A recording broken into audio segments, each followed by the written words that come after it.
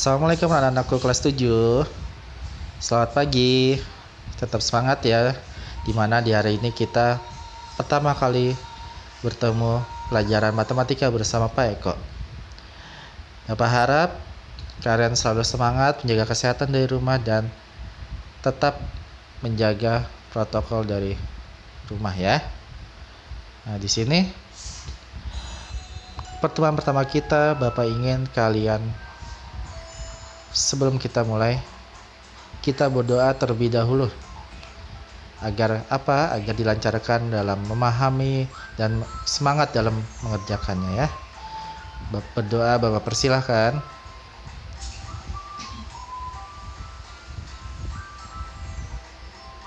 Selesai.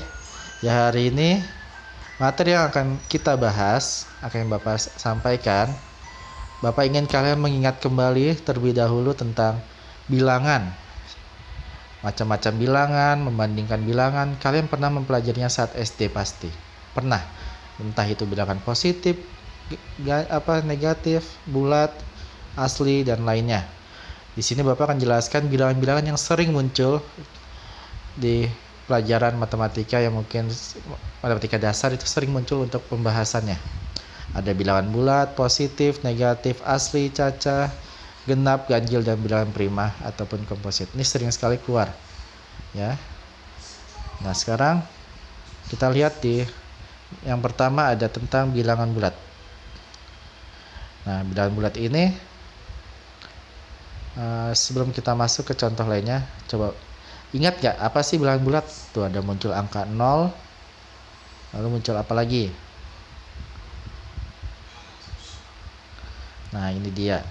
Ada gambar garis bilangan di mana situ ada negatif, 0, positif, ya kan? Apa sih maksudnya? Nah, bilangan bulat itu hubungannya dengan gambar tersebut di mana secara sederhananya semua bilangan negatif, angka 0 dan semua bilangan positif tanpa ada desimal ataupun pecahan ya. Ini secara sederhananya. Kalian bayangin angkanya, kalian bayangin pengertiannya. Jadi negatif, 0, positif itu pengertian dasar dari sederhana dari bilangan bulat.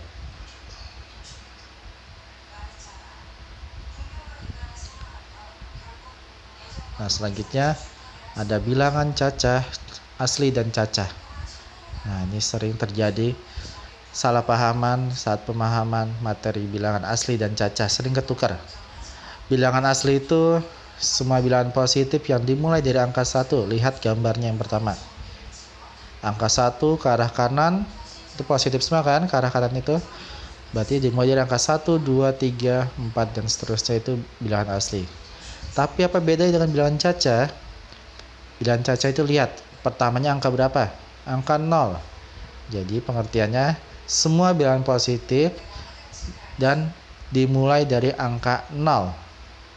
0, 1, 2, 3 dan seterusnya itu bilangan cacah. Jadi perbedaannya asli dimulai dari 1, cacah dimulai dari angka 0 ya. Nah, selanjutnya.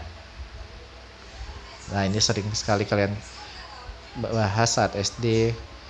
Tapi masih juga ada yang keliru, pernah Bapak ajarin. Bapak perintahkan ke siswa-siswi juga entah dimanapun, tadi 246 ataupun Bapak ngajar di luar. Pernah Bapak kasih tugas seperti ini. Untuk absen genap, kerjakan nomor genap ya. Absen ganjil, kerjakan nomor soal yang ganjil. Masih ada yang bertanya, Pak, saya absennya 13, ganjil atau genap ya Pak ya? Masih ada yang bertanya seperti itu. Pak, kalau ganjil dimulai dari angka berapa ya Pak soalnya? Masih ada yang bertanya. Nah, ini pengertian dari bilangan genap. Semua bilangan positif yang dimulai dari angka 2, lalu kelipatan 2. Intinya semua bilangan positif yang kelipatan 2 biasanya. Angkanya kelipatan 2. Berarti 2, 4, 6, 8 dan kelipatan 2 seterusnya.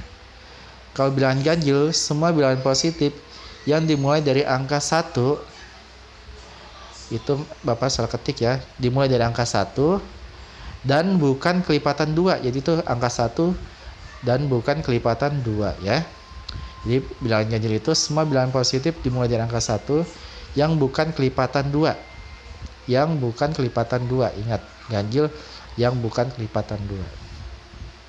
Itu perbedaan genap dan ganjil. Selanjutnya, nah ada prima, ada komposit. Nah, di sini mungkin saat SD kan sudah mempelajari bilangan prima. Apa sih pengertian dasar bilangan prima? Bilangan prima itu ada 2 syarat pengertiannya. Bilangan positif yang hanya bisa dibagi angka 1, itu syarat pertama, dan angka itu sendiri, itu syarat kedua. Jadi hanya 2 syarat dari bilangan prima.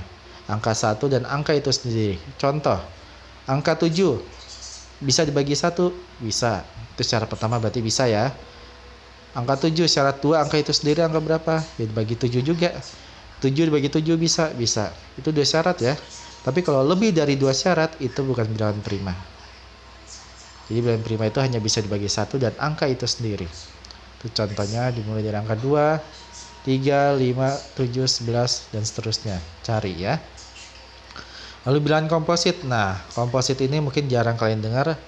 Komposit ini semua bilangan yang positif, angkanya selain bilangan prima atau lawannya dari bilangan prima. Lihat di atas ada bilangan prima 2, 3, 5, 7. Yang nggak ada angka berapa? 1 nggak ada di prima kan? Terus 4 tidak ada. 6 tidak ada di prima, 8 tidak ada prima, 9 tidak ada, 10 tidak ada, dan seterusnya. Jadi komposit ini semua bilangan positif selain bilangan prima. Nah, itu bilangan prima dan komposit.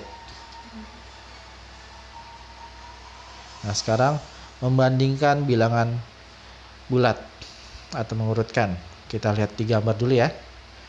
Ada bilangan bulat negatif, 0, dan positif. Lalu di bawahnya pengertiannya, semakin ke kanan bilangannya semakin besar, semakin ke kiri bilangannya semakin kecil. Maksudnya apa? Angka, contoh kalian buat garis bilangan dulu dah. Buat garis bilangan, tengah-tengahnya angka 0. Lalu angka yang semakin ke arah kanan atau di sebelah kanan 0, itu nilainya akan semakin besar dianggapnya.